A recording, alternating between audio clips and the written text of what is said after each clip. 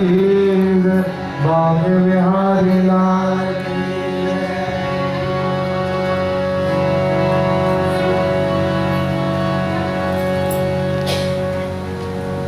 My humble salutations to Guruji, to my fellow brother, Pandit Rajkumar Sukul, and my father, Pandit Baghvatam Sukul, devotees of Bhagwan, mothers and fathers, brothers and sisters, my humble salutations and pradam, sitaram to each and every one of you. If I were to pick up where Bhai left off, in saying that we should never question Bhagwan, never think that we're greater than Bhagwan.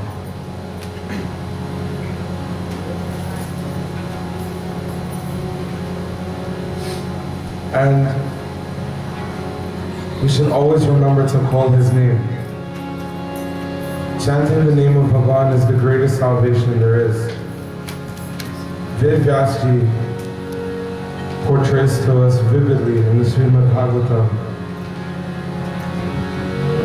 Aduneha mahabhaga yateva narikhanara nayoga yatanane tanme chayatumara.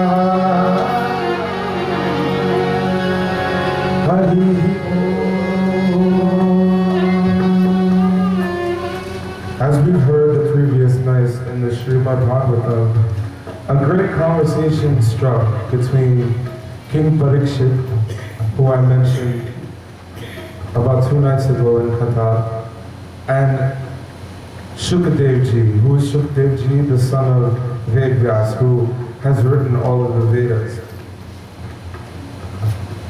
Parikshitji went to Shukdev and asked him, O Goswami Shukdevji,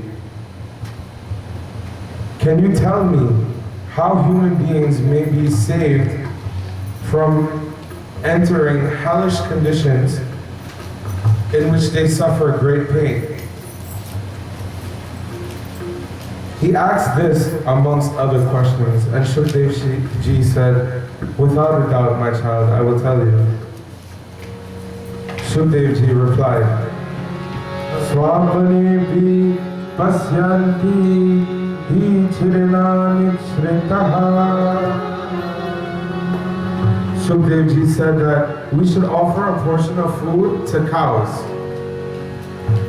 By simply putting a piece of bread mixed with a little bit of ghee and sugar in the fire, and even offering a little flour to ants, birds, and fish. Respect all animals as equals, as living creatures of Bhagwan. We should respect our guests, as I said in Katha previously. Matri Devava, Pitri Devava, Atiti Devava. We should never give stale food to the less fortunate.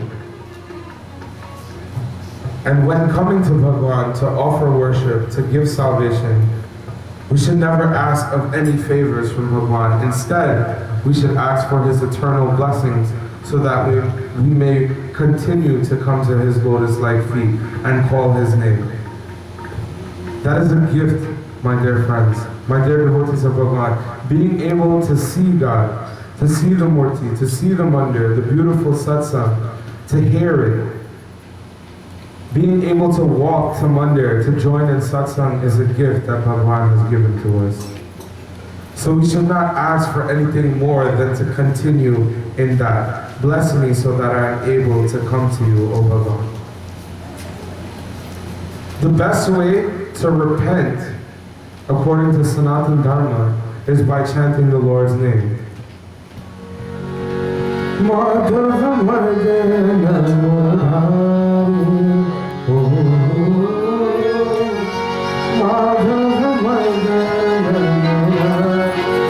Hey Madhava Madhana Murari, bless me always.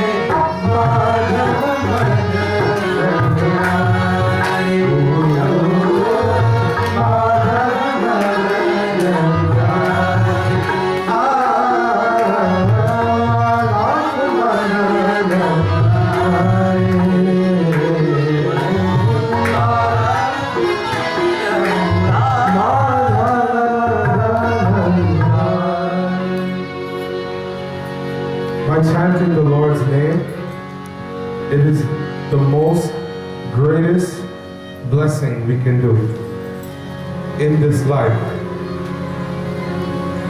On the contrary, Shukdev Ji continued to explain that if a man commits sinful acts and doesn't do penance for it in this life, he must pay the penalty in the next life.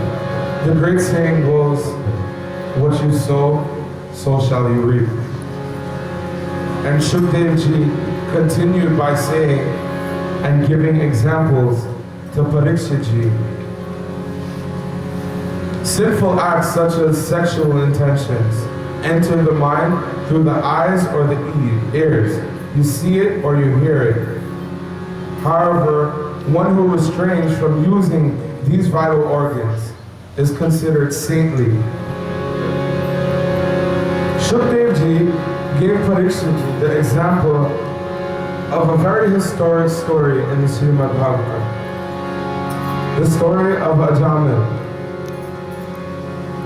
Vyas Ji vividly portrays to us once again in Shreemad Bhagvatam that Ajaamil was a very devout Brahmin at birth.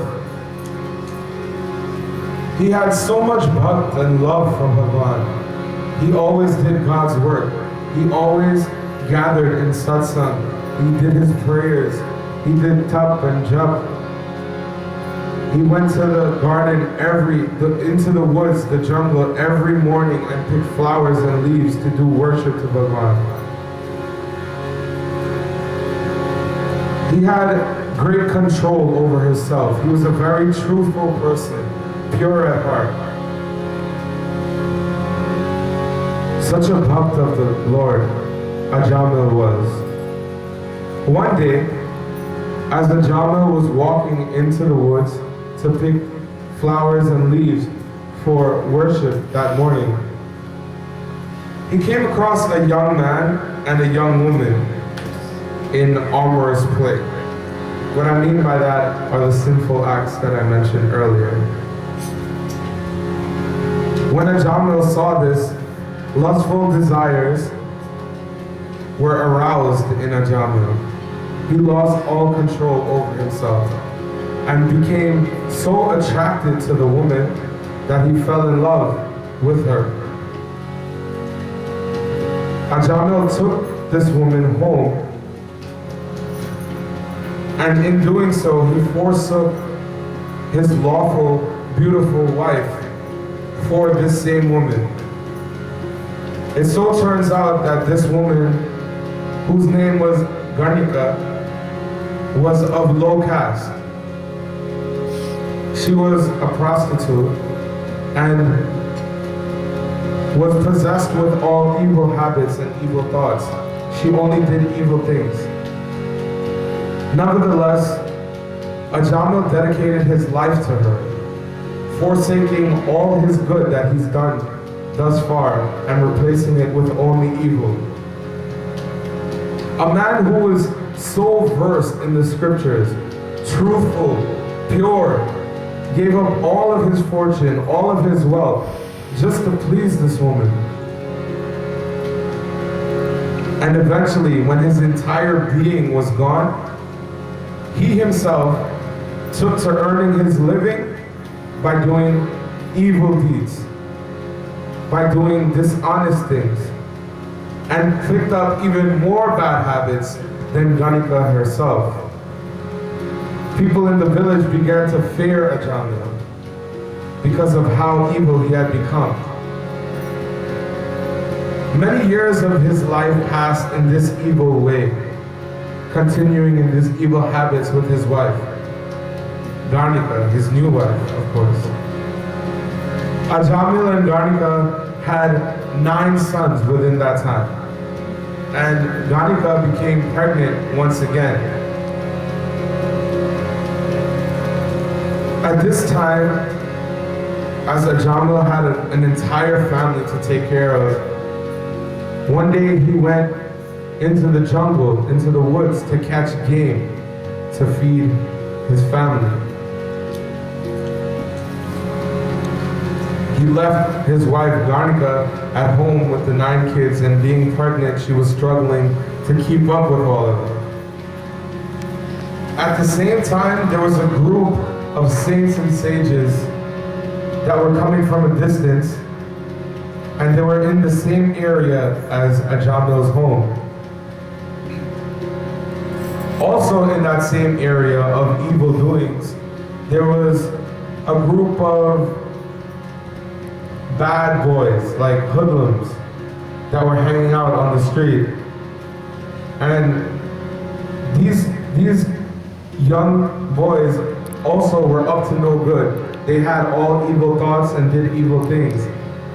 Their only goal in life was to mislead people, to make fun of people.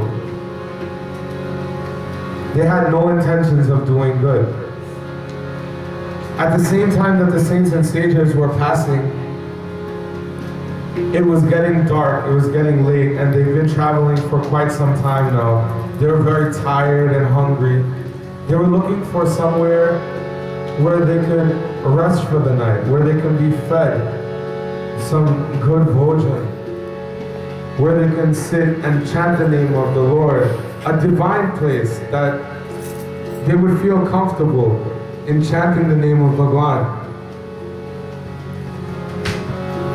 As the sages approached this village, they had no choice but to ask this group of hoodlums if there was any place like that. Could they point them in the direction to it? So they did so. And when they asked the group of hoodlums, they looked amongst each other like, yeah, now is our chance. Like, we could mess with them. We could mislead them. We could tell them to go wherever we want to go. They don't know what they're doing. They could make fun of the saints and sages. The group of hoodlums also knew that there was a man that lived nearby who lived with Ganika, the prostitute, and that